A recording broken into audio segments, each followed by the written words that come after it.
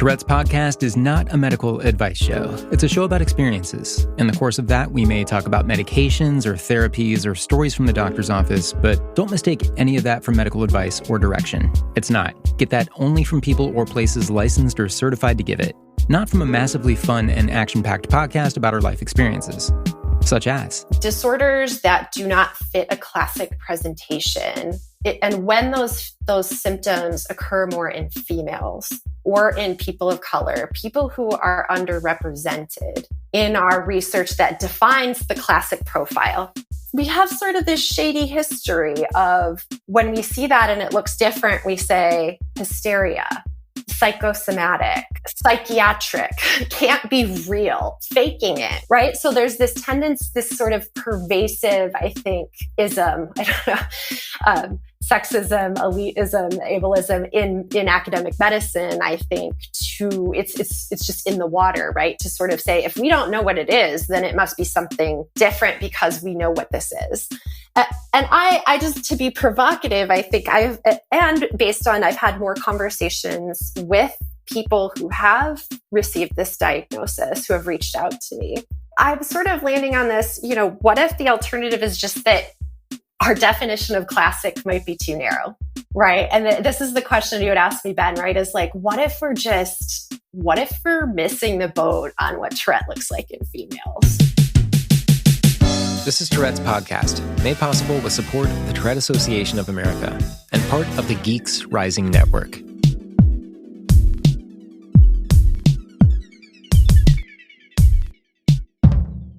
Thanks for your patience. I'm back. Thanks for the kind and supportive messages. I was sick. That's why the podcast was down for a little bit. It wasn't good. It wasn't COVID. I got tested twice, but I was in pretty ugly shape. I was keeping up with Sophia and with the Tourette Association, and I was like, y'all, I can't do it this week. I'm gonna rest. It was kind of a wild couple weeks, but there was a big Tourette highlight for me in the middle of all this. So I went on vacation, my first solo vacation in I don't know how long.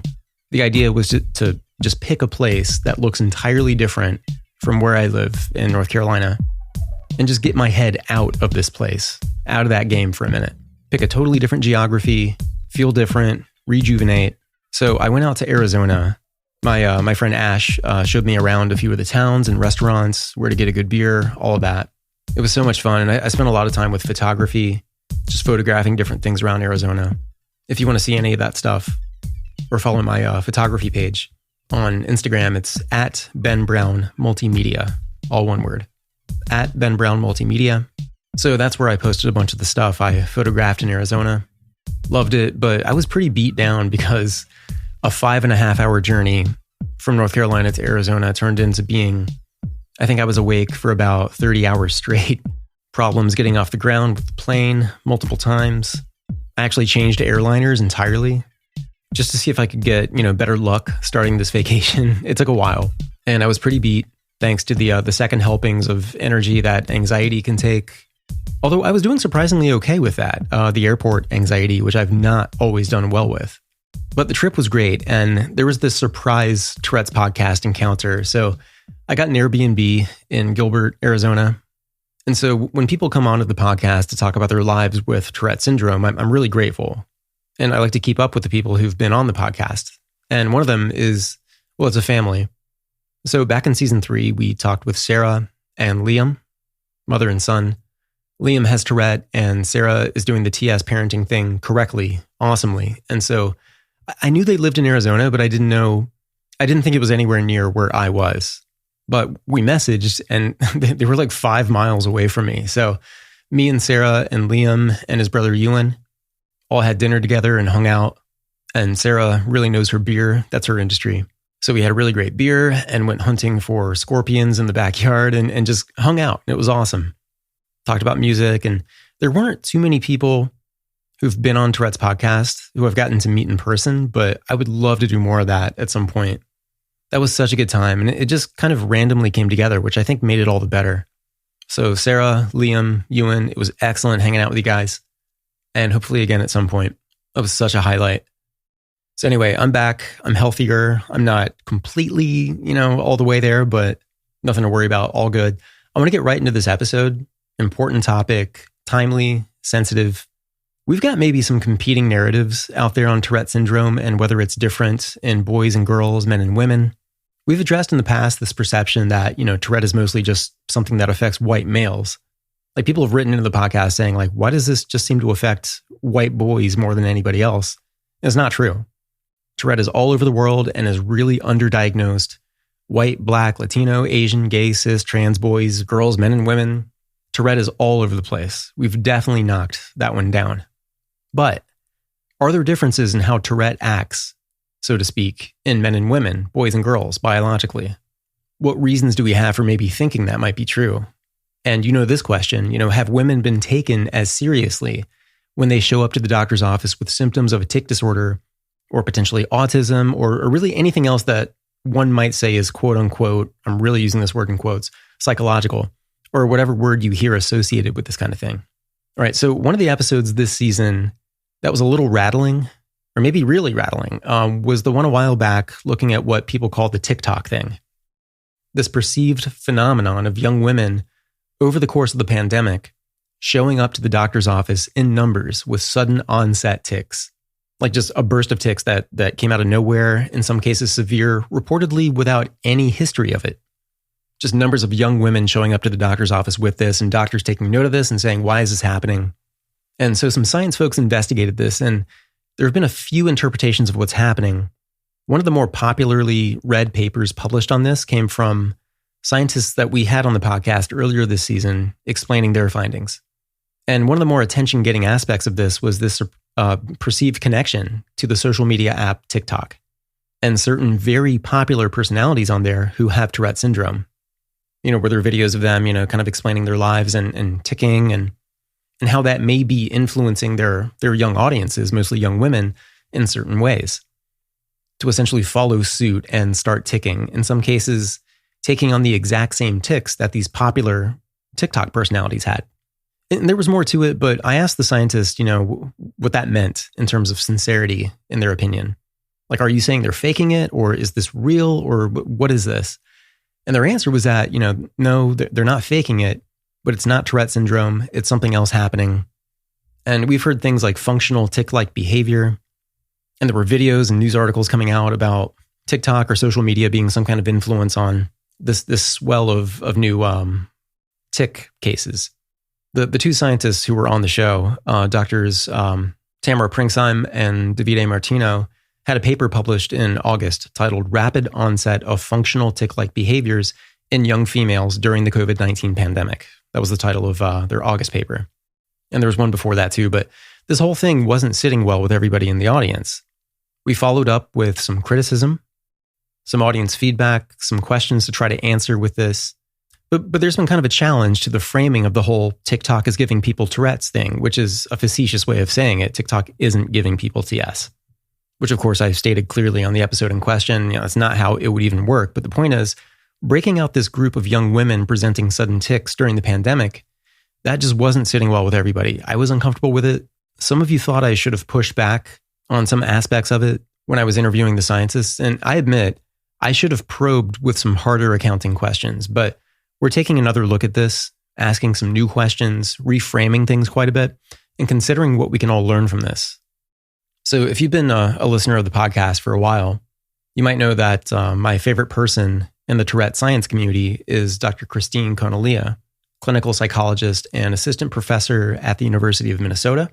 Tourette science is what she does. And if you don't follow her on Twitter, you need to. If you don't follow her on TikTok, you need to. She does a lot of myth busting. If there's a news article out there with a bad take on Tourette, she will fire back and set the record straight. She's done that many times. She's also very conscious of science communication and the stakes of that.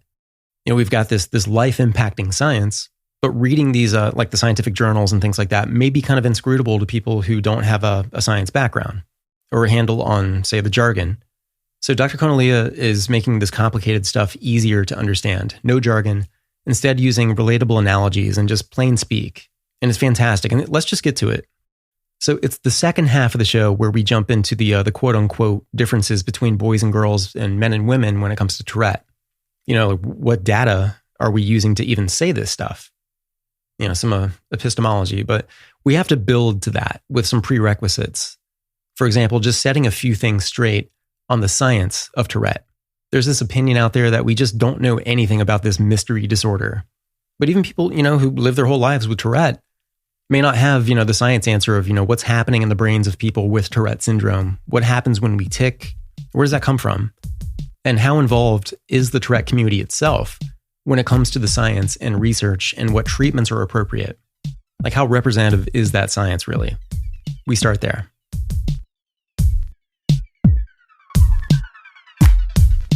First off, introduce yourself. Could you, state your name and the general part of the world you live in, and just what you do, what your relationship is to Tourette syndrome? I am Christine Conelea. I am a clinical psychologist and an assistant professor at the University of Minnesota in Minneapolis. And I have been studying Tourette's in my research and working with people who have Tourette's clinically for about 15 years. You've been on the podcast, I think multiple times before. And was it the last time we hung out in person was that 3 years ago or something? It was in Minneapolis at the Treating Tourette Together Summit, which doesn't feel like it was that long ago, but I guess it was. It was, the whole pandemic in between. That just was a time warp. Yeah. Well, speaking of the summit, I kind of want to bring up something that's, I guess, been kind of going around the Tourette hallways, so to speak, that, the Tourette community isn't involved in the science and doesn't have the voice maybe it should have when it comes to the science and research and what the doctors are doing and all that stuff. That's different from what the Treating Tourette Together Summit was, where it did involve everybody. That was kind of the point, wasn't it? To kind of bring the patients and the providers and the science community together to kind of get on the same page for what they should be looking at. I mean, that was a cool teamwork kind of thing. Is that unusual, or is that like something that's happening more? Or this idea of more patient-centered research is definitely becoming more the norm broadly in clinical science, I would say. And part of it has to do with advocates who are living with these illnesses themselves, right? Stepping up and saying like, hey, nothing about us without us. And in the Treating Tourette Together Summit, that was really an effort we made to gather together people to give us both in surveys online before and after, and as well as those of you who attended in person, to be able to really step back and say, here's where we are with what we know about Tourette treatment. What should we be paying attention to as a next step in our research? And I can say that I know, at least in my lab, we have been doing a lot more to build science based off of what came out of that. So, for example, one big theme that emerged from Treating Tourette Together was a sense that our treatments are not good enough. So CBIT is, the first line treatment, but unfortunately we also know that only 50 to 60% of people experience a benefit. And CBIT is comprehensive behavioral intervention for tics, right? Yes.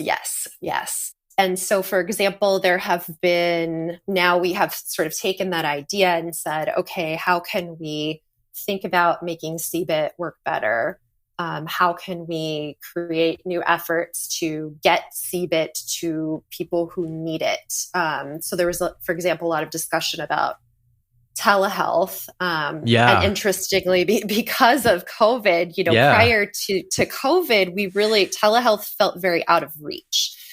And that has totally changed. Yeah, moved the rock, the pandemic. For sure. Yeah, exactly. I mean, I went within 1 week of being told this isn't possible in our system to all your patients are now telehealth. And it's been that case for the last year and a half. And so I think some of that, and I will say I have been fortunate to be able to now have patients that are in rural Minnesota who would not have been able to make the commute to Minneapolis. That's amazing. Every week. Yeah. And so I'm also just really encouraged that that's a silver lining of the pandemic, is some of the things that patients were asking us for fortuitously happened. And now we're trying to figure out how to do the work to really make sure that people do have access, and that we're tracking the quality of it to make sure it has equal benefit for people.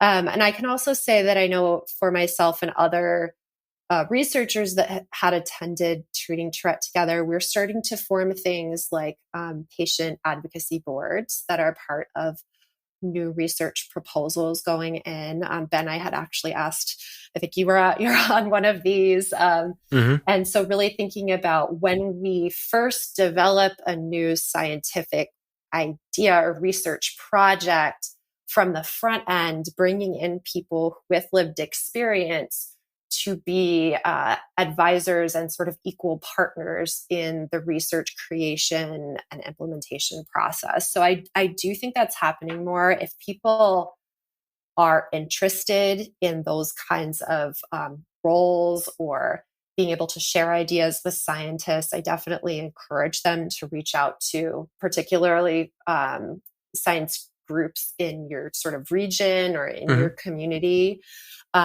Because I know as a scientist, I have really appreciated having those stakeholders. I have more people I'm working with in the lab with lived experiences.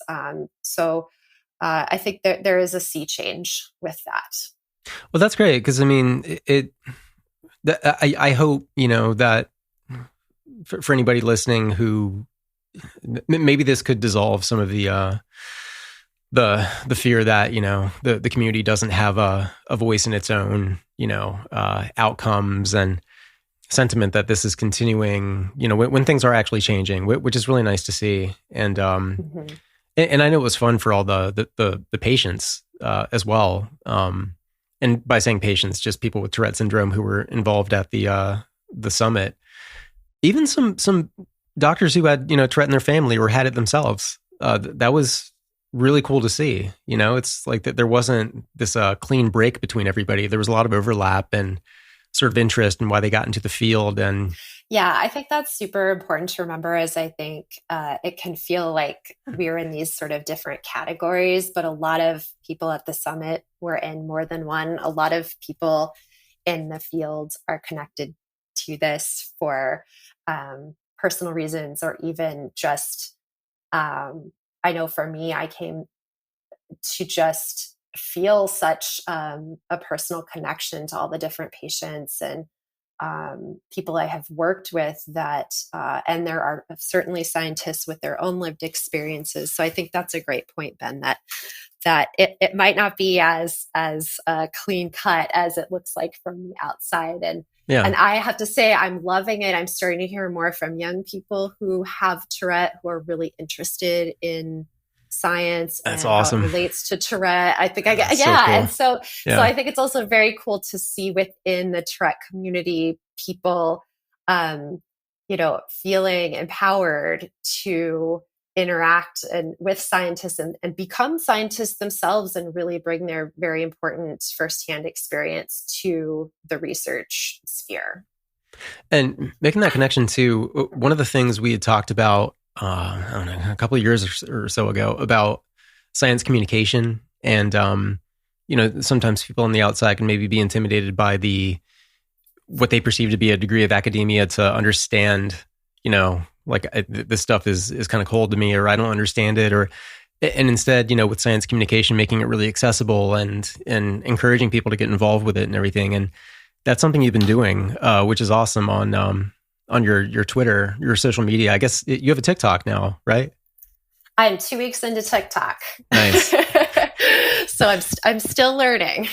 Yeah, I still haven't messed around with TikTok yet, but it's been encouraged for the podcast. I just don't know what I would do with it. But I mean, what you're making out of it is great, because there's science communication about Tourette syndrome, and maybe it was the first one I saw where it just kind of addresses another thing that is often said in the Tourette community and outside the Tourette community too, that, we don't know anything about it. It's mysterious. It's, we don't know where it comes from or what's happening in the brain, which is not true. There's a lot of stuff that science does know about Tourette syndrome at this point. It's different from the 1980s. And so you made this, 1 minute, or it was 56 seconds actually, summary of Tourette neuroscience and what's happening.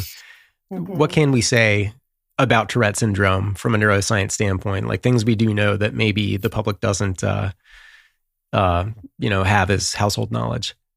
So I have been working in the Tourette's field since 2005, and it's a tremendous amount of knowledge that has been gained even in that time, especially from neuroscience, and in part due to a lot of advances in neuroscience methods. So our ability to measure what's going on in the brain in terms of how it's structured, how it functions, the chemical communication that happens in the brain. Yeah. Understanding like what is, similar or different about people who have tics versus people who don't.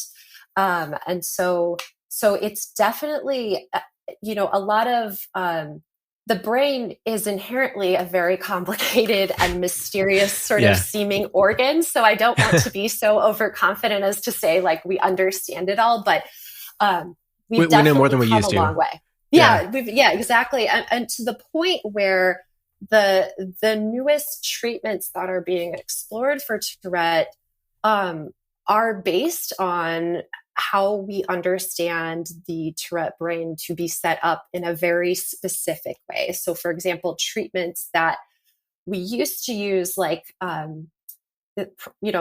medications like Risperdal or Haldol, were kind of a blunt tool. Yeah. Right. So the idea behind those medications is that we have this general sense that Tourette probably involves excess dopamine, because dopamine is a neurochemical that is involved in movement. Right. And then sort of this observation that, okay, we think that might be the case. We gave people this medication that turned down dopamine and it worked. So it must be dopaminergic. But it was really, I call it a blunt tool because it's the kind of thing that it doesn't go right to the place in the brain where dopamine is overactive. It's going everywhere. Yeah. And we're at a point now where we can say, okay, we really know pretty precisely in the brain the spots that are driving tics, the spots that are helping control tics, that's interesting. The connections that create the urges to tic, and so precisely that now we're getting to treatments that use both non-invasive and more invasive, like deep brain stimulation methods, to just go right at that specific target. So the precision of our treatments has really grown with our increased understanding of what's happening in the Tourette brain. So you were in your video, you were mapping out like the circuits of the brain, and kind of what goes where and what talks to what. Could you, is there a podcast way to explain how that works, like what's happening in the brain? Sure. And yeah, for those of you who are visual like me, feel free to check out the video I posted in case you like pictures, but definitely I'll put it in the show notes. You through it. Yeah. And so, and this is, how I explain it to everyone I see in clinic, because I think it's very important to have that self-understanding of, what's going on in your brain. And so we have come to understand our brain is that it's organized by circuits. So our brain functions by different areas of the brain being more strongly connected together that work together to control certain functions, certain behaviors we do, certain like movement, language, emotions. And in Tourette, there are particularly 3 circuits that we think are most relevant.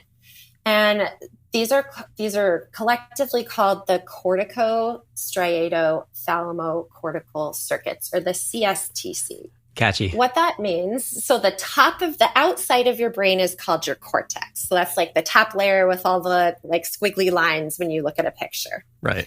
And beneath that is the deeper structures of the brain. And there's this one structure kind of in the middle of there called the basal ganglia. And your basal ganglia is sort of like the movement generator of your brain.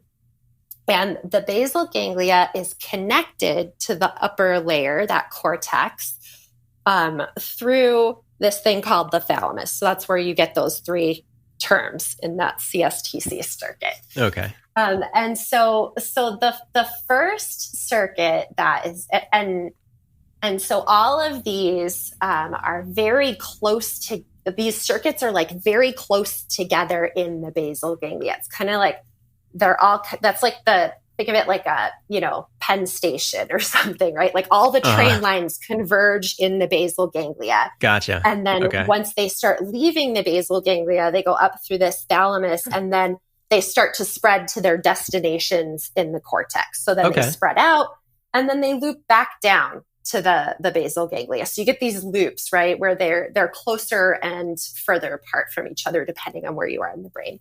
Okay.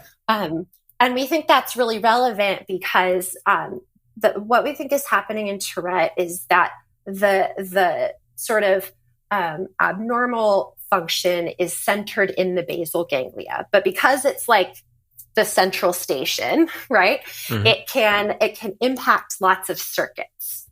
I kind of think this is sort of why I think of Tourette as a syndrome. It's not just the tics, right? It's lots of other things, because lots of those, it's like if you went into Penn Station and you knocked over a telephone pole, it would fall across like 3 tracks, right? Okay.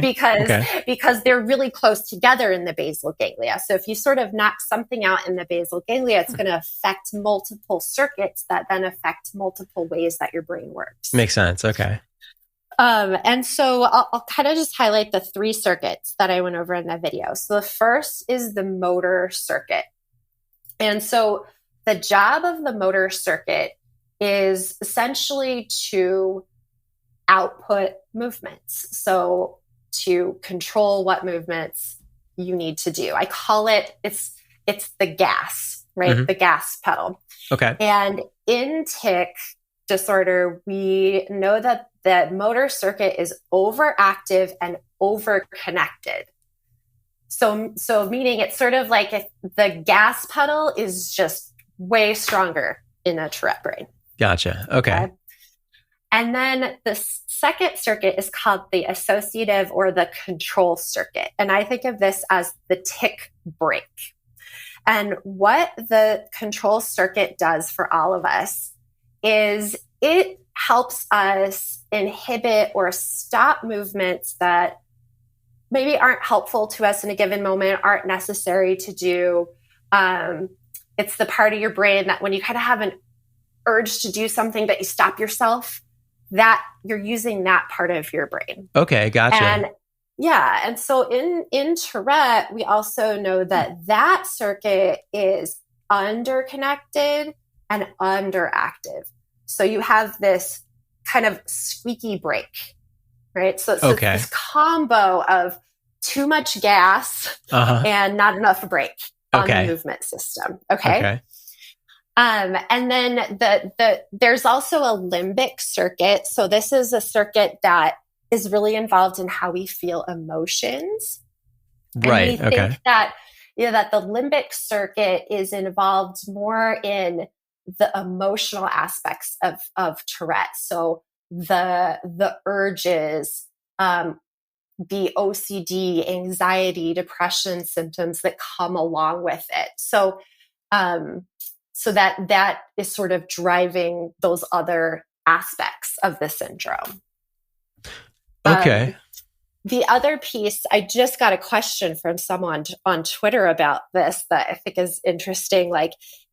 So are these things like ADHD, OCD, are they really different, or are they just part of Tourette? Right. Yeah. That question comes up a lot. Is this all just one big thing? Right. And so these circuits I just talked about are involved in those disorders too. So I told you the associative circuit is kind of like a squeaky brake, right? Right. And that's exactly the same thing that's happening in ADHD. And so from a neuroscience perspective, these aren't really separate categories in the brain, right? The brain doesn't so much care about the terms we put on these things. Right.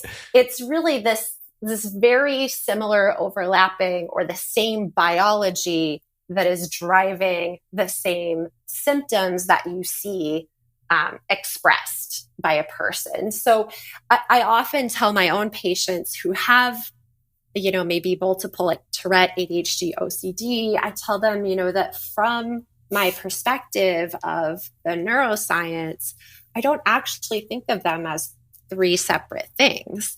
It's one, it's the same process that's going on in your brain that's contributing to all three. So I think that sometimes is helpful to people to understand that it's not, if you have more than one diagnosis, it doesn't mean that there is like a lot more going on in your brain. It's that these circuits are driving all of it. So when we talk about targeting treatment, which it doesn't have to be straight up medication anymore, there's, but so is the idea to kind of slow down the gas pedal a bit or apply the brake harder or know how to do one or the other better? Or am I kind of in the ballpark of how some treatment might be targeting, I guess, something like Tourette? You are exactly correct. And I think this is actually the main question that researchers are grappling with right now is, just like you said, you kind of have different choices, right? You can say, okay, one approach would be, let's turn down the gas. So let's target the motor circuit to make it less active. And another approach could be to say, let's enhance the brake. So let's make the brake stronger so that the brain is better able to inhibit tics. And right now, what I could say is that we generally, we have to do more work on this, but my hypothesis is that things like CBIT, so learning the behavioral skills to manage tics, seem like they are strengthening the brake. Okay. And this is something I think is really important for people going through CBIT to understand, is that CBIT likely doesn't get rid of the overactive gas pedal. What it's probably doing is it's enhancing someone's ability to notice when the gas pedal is getting pushed down and then to be able to inhibit that movement. Okay, yeah. And that's kind of the simple, I guess for anybody who doesn't know, that's sort of the simple concept of, or the simple way of describing something like CBIT, where, you kind of train yourself in a way to identify maybe certain cues to know that a tic is coming. And then you have sort of this negotiating tactic or response to it. Am I describing that in too loose of a way? Essentially what we teach people is to notice when, the tic is about to happen, which translated to this neuroscience talk is notice when your motor circuit turns on, when your gas pedal turns on. And then we say, instead of the tic, do this other motor action. We call the competing response, or I often call it the tic blocker, right? So, and what that's doing it's not a muscle exercise. It really is at the level of the brain. What's happening is when you do this tic, like sort of incompatible behavior, is your control circuit is connected to your motor circuit and you're turning that on, and your control circuit is saying, no gas, we don't need to go right now. We can brake. Right. Okay. And so it's strengthening that. And interestingly, just because I get asked this a lot with stress, because a lot of people notice that tics are different when they're stressed. What that's doing is it messes up the brake. So when we're stressed, our control circuit doesn't work as well. So kind of think about whenever you're like really tired, or you've had a long day at work and like someone cuts you off in traffic, or someone does something to irritate you, you're like more likely to be like, that's because your brake system is taxed. And so that's part of what happens when you have more tics. because you're stressed. It's not actually that your motor system is more active. It's that your brake is more squeaky. Okay. Okay. And so I don't want to get too far from your question, Ben, of like targeted treatment. So I think CBIT is probably working best at the brake. The newer treatments that we're investigating are primarily looking at turning down the motor circuit. So for example, in my lab, we're using a technique called transcranial magnetic stimulation. And what it lets us do is just, we hold sort of this magnet right against the scalp. And what it lets us do is directly target an area of the cortex to decrease its activity. So we're putting it over this area of the cortex that's in the motor circuit. And what we found in a preliminary study is that if we turn down that overactive motor circuit, right? So we're turning down the gas pedal. It makes people have lower urges. It makes tics easier to suppress. So it's enhancing someone's ability to say, okay, I'm going to try not to have my tics, and it becomes just easier to do. Yeah. So that's something we're exploring now to see if we combine that with CBIT, can that make these two things work together so that we're going after both the gas and the brake, and people are hopefully, feeling like they can have more control of their tics, maybe quicker or with less effort. Right. Okay. And then the last, that's interesting. The last circuit-based treatment that people are doing right now is this deep brain stimulation, which is reserved for the most, severe treatment refractory patients. What that does is it is taking an electrode, a very small one, and putting it in that basal ganglia I talked about. So it's going right after that train station analogy, right? And you're kind of going right in there and disrupting that signaling to sort of better control tics. But something, so that's clearly a very invasive and serious procedure. But something people are becoming more interested in is what happens. So I told you, like, the basal ganglia is connected to the cortex, right? The central train station connects to where the tracks go. Well, what happens if we follow the line, like if we follow the track from the basal ganglia out into the cortex to the top of the brain? We can use things that are not invasive, like the transcranial magnetic stimulation I told you about, to change activity in the top of the brain that actually reaches the inside of the brain. So in this way, we can sort of use these newer techniques to really go after the exact circuits that are contributing to tics. So that's I think the lay of the land of where we're at in terms of how this circuit-based understanding is driving new innovations in treatment. See, a lot of this is I've done maybe surface level reading on bits, like deep brain stimulation, how it works and all that. But I mean, hearing you talk about it the way you do, I feel like I understand it so much better than sort of the translation reading that I was doing, where it might have been a little bit heavy on the science terminology, and it's kind of easy to get lost if you're not initiated, which I'm not. And so, I mean, this was such a more clear way to talk about this stuff and things we hear around the community. And I think, sometimes, especially if you're new to Tourette syndrome, say like you're a parent and your kid was just diagnosed or you were just diagnosed, Googling this stuff can be a nightmare.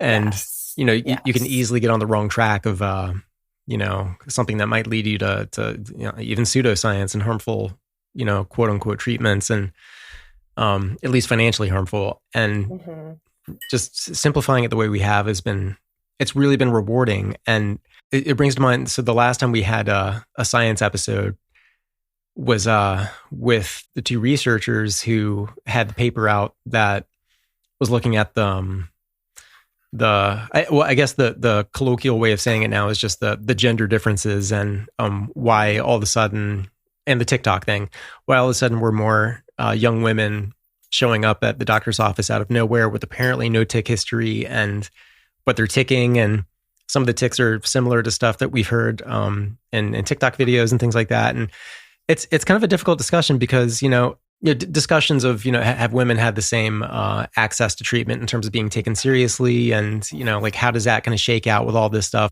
There was a recent paper that came out about, it was more biological, right? Like about sex differences in Tourette's? Yeah. So this is a new paper. It was published in the journal called Neuroscience and Biobehavioral Reviews. It's by Jordan Garris and Mark Quigg. And the paper is called The Female Tourette Patient, Sex Differences in Tourette Disorder. So Garris and Quigg are two scientists they authored this paper. Correct. Yeah. Right. This paper came out at what I think is a very interesting time, which is, as you said, Ben, these reports are coming out in scientific journals from a few groups describing this increase in the number of particularly female patients presenting with tic symptoms that don't fit what I'll call the quote unquote classic Tourette profile. Yeah. And all in the midst of, what I think of as a simultaneous worldwide major psychosocial stressor being the pandemic and all of the pandemic related stressors that we have experienced. And so I was on one of these papers and, a lot of us thought, we're starting to see these patients that are coming in with this question of, do they have Tourette's? And they seem a little different. There's more females, more depression, anxiety. The behaviors are a little more severe, complex behaviors, things like coprolalia, the swearing tics. Very impaired, really in need of help. And I think the field is really, this is very new, right? This is kind of the current events of the Tourette field. Yeah. And this is I think there are two ways that we can think about this, right? So one is, whenever we as clinical researchers, we see something in clinic we haven't maybe seen before in the same way. And then we see it again, and then we go, hey, did you see that? Okay, yeah, we're sort of seeing something similar. There's really two ways to think about that, I think. So one is this either must be something new, something different, because it's not quote unquote classic Tourette. Yeah. And I think that's where the field jumped really fast, right? It doesn't fit what we understand classic Tourette's to be. Therefore, it must not be Tourette's. It must be what's getting called functional tics or functional movement disorder, which refers to the idea that we don't really know the biology of it. It must be really different from Tourette. We're going to put it in this functional bucket right now because we don't know. It also, though, is pretty loaded with a history of, disorders that do not fit a classic presentation that occur and when those symptoms occur more in females or in people of color, people who are underrepresented in our research that defines the classic profile, right? We have sort of this shady history of when we see that and it looks different, we say, hysteria, psychosomatic, psychiatric, can't be real, faking it, right? Yep. Right. So there's this tendency, this sort of pervasive, I think, ism, sexism, elitism, ableism in academic medicine, I think it's just in the water, right? To sort of say, if we don't know what it is, then it must be something different because we know what this is. And I just, to be provocative, I think I've had more conversations with people who have received this diagnosis, who have reached out to me. Yeah. And I'm sort of landing on this, what if the alternative is just that our definition of classic might be too narrow.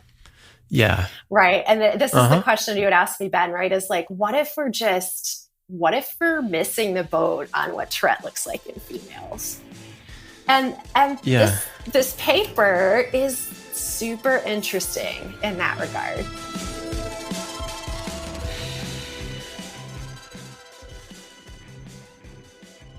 The Tourette Association of America is the premier nonprofit working to raise awareness, advance research, and provide ongoing support to those with Tourette Syndrome or tic disorder. With a network of over 130 chapters, support groups, and centers of excellence, the TAA engages with communities across the nation in an effort to provide tools, webinars, workshops, and support for all seeking assistance. As a primary sponsor of Tourette's podcast, the TAA supports the authentic conversations showcasing the diverse representation of the TS community. To learn more, visit tourette.org, tourette.org.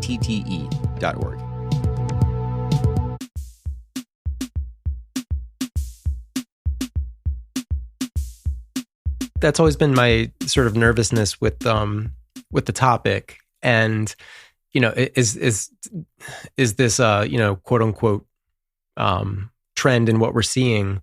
Does this mean that, like all the young women who come in presenting tics are going to be diagnosed with this sort of, functional tic disorder or something that isn't Tourette, when they might actually have Tourette syndrome?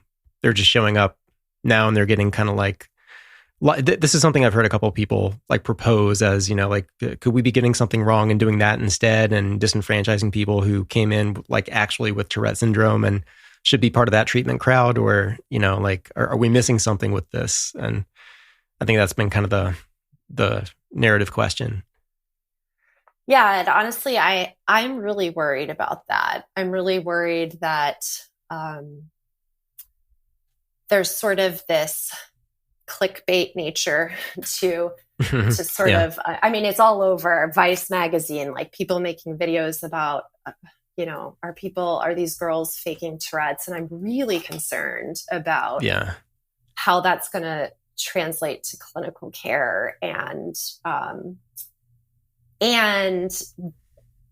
again, as a scientist, when I'm faced with something I haven't seen before or something I don't expect, I lean back and like to say more, okay, what are the possible explanations for this? And one principle of science is parsimony, and that is usually the simplest explanation is the right one. Yeah. And that you have to at least consider it, right? And so there's kind of two, I think, competing possible explanations. So one could be this social media caused this mass hysteria, which is one of the stories. Yeah. But that could also just be that maybe this is what Tourette's looks like, and we've missed that because we haven't traditionally studied these patients. And if you look at who is the classic Tourette patient based on, those samples are overwhelmingly male, predominantly white.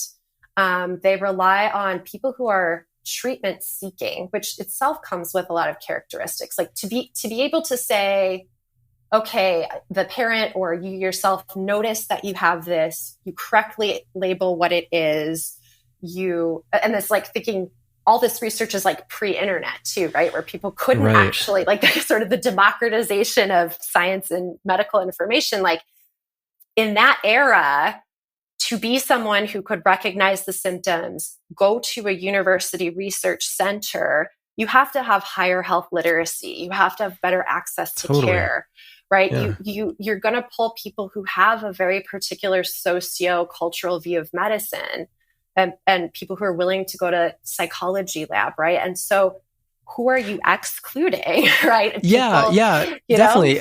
And what you were saying too about, what the worries that this may bring when it comes to the seeking of treatment or the access to treatment or the treatment you get. I would hate for a parent to, say like, see the Vice video or something else that, kind of like plants firmly that question of, are these girls faking it, and are these young women faking it? And And then, coming to the conclusion of, like, say, like a husband and wife are having the conversation of like, should we take her to the doctor? It's like, no, I saw this thing on the internet. It's kind of this phase of people ticking for attention on TikTok. That's all it is. It's going to go away. And I would hate for that to be the conclusion based on them like hearing that kind of thing out there. When it could be something they really need, some attention for. And I don't mean attention like, look at me. I mean attention like, this deserves, it's a quality of life issue for this person potentially. And it would be terrible if that was just kicked down the road. Yeah, no, exactly. And I'm definitely worried that's happening. And there are other very, parallel stories in medicine, like autism is a good example that, the sort of the quote unquote original classic autism patient was describing predominantly male symptoms, and females went missed for a lot. And the reason that more females are now diagnosed is not because the prevalence went up in females. It's because the field stepped back and realized, wait a minute, maybe this presents differently in females. And I think this actually goes back to some of the biology we were talking about. So an interesting thing about those circuits we were talking about is that they develop differently depending on sex. So there are developmental sex differences in those brain circuits. And that's because of different, hormones, neurosteroids that are associated with biological sex that particularly around the window of puberty have really different impacts on those brain circuits. So for example, we know that pre-puberty, there's a strong male bias in disorders that have repetitive behaviors. So OCD, autism spectrum disorder.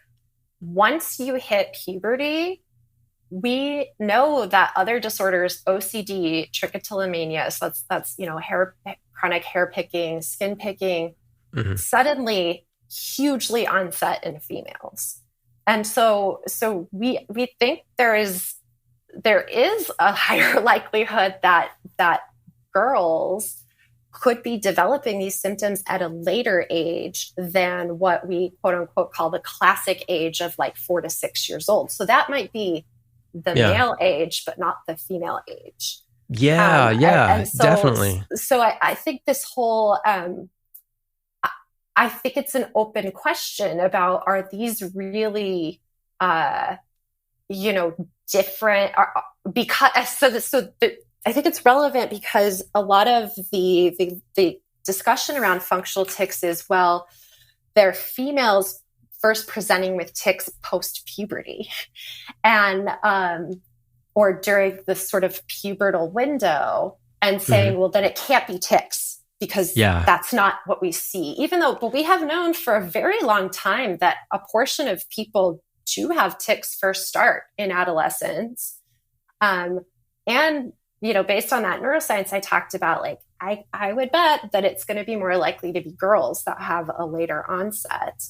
There could also be this piece. So you see this a lot in the autism literature, this idea that females tend to be better at camouflaging autism symptoms. So it doesn't appear the same way because they're better at masking or camouflaging. And I have wondered, in talking to some females with Tourette, a lot of them feel this way, that, it's entirely possible that people didn't realize I had this because I could, cover it up easier, or, turn the coprolalia into a swear that sounded like it was part of my speech. So that's where I think this paper, the Female Tourette Patient, is so relevant to this discussion. So what they did in this paper is they basically did a deep dive in the literature to try to ask the question, okay, we've sort of seen Tourette as this male predominant disorder, but what do we know about females with Tourette? And they had some very interesting conclusions that I think, I'll talk about the parallels to this new, TikTok thing. I don't know what to call it. Okay.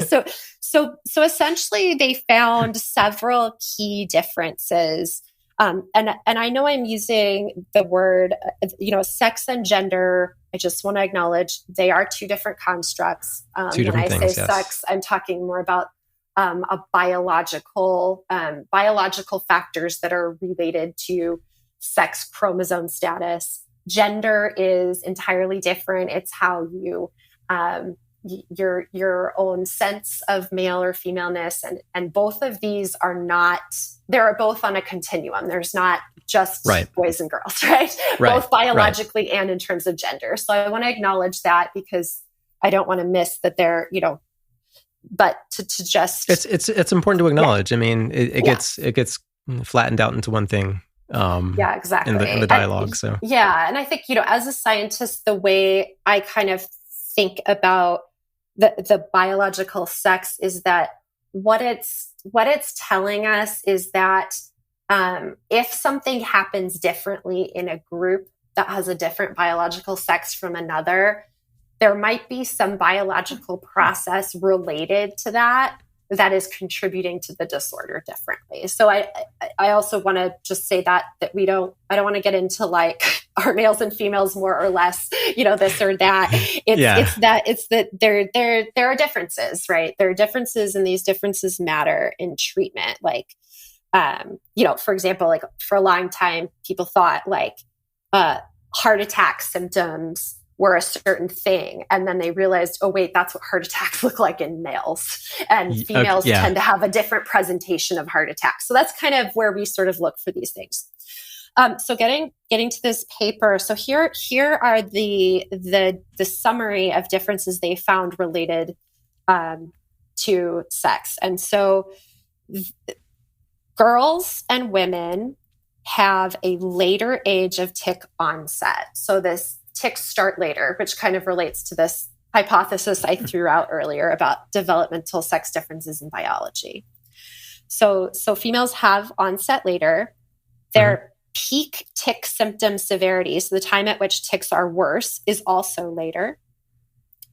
Remission of tics, so tics going away, is less likely in females. And tics are actually less likely. So girls are more likely to have a more chronic case into adulthood. And they also have an increased chance of their tics getting worse as they get older rather than better.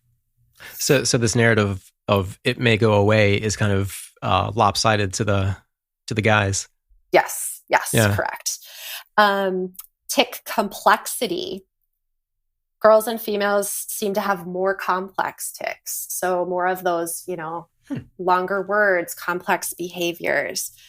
Females are also less likely to have learning disabilities, but more likely to have OCD, mood anxiety disorders, which also makes sense. Mood and anxiety disorders in the general population occur more in females than males. And females have more impairment related to their tics. That may have to do with our social norms around, right? Ask that. Gender expectations and exactly. That's terrible. And then interestingly, there are some indication that female-related hormones can influence tics. So, for example, like estrogen levels or a neurosteroid called allopregnanolone can have an impact on tics. And there are some studies showing that tics can be different across the time course of the menstrual cycle, as well as around things like pregnancy, which is very similar to things we see in other repetitive behavior disorders like OCD and trichotillomania. They're very sensitive to fluctuations in estrogen.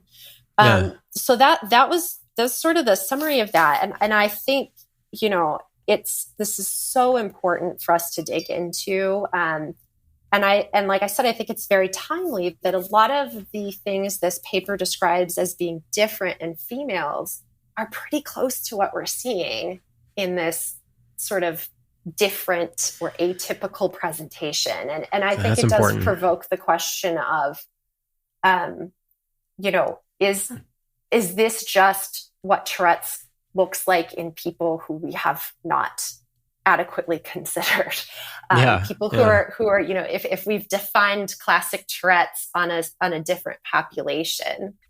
So, you know, I hope, I guess, to those people listening, my meta message around this is, I think this is just really complicated. And I really hope that we do take these girls and women seriously when they are impaired by these behaviors, when they are asking for help. And I think it's really important that on the patient side, that you make sure, if you're having these symptoms, to get adequate care. And even if it is a functional movement disorder, which is also a real thing, there are treatments for that.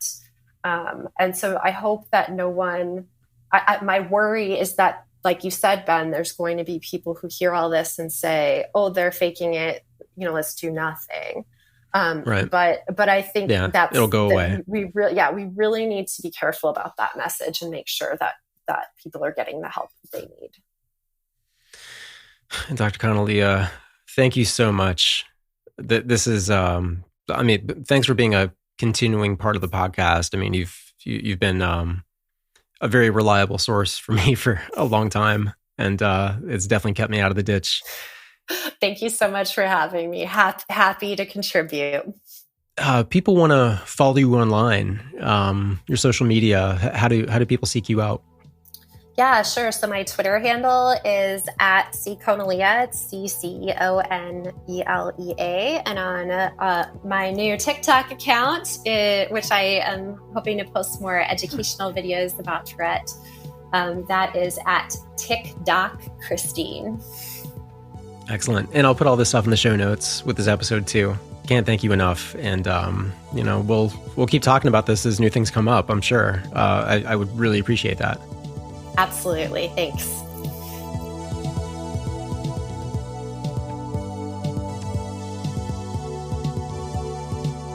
Thanks for listening. Thanks so much to Dr. Christine Conelea for helping us out.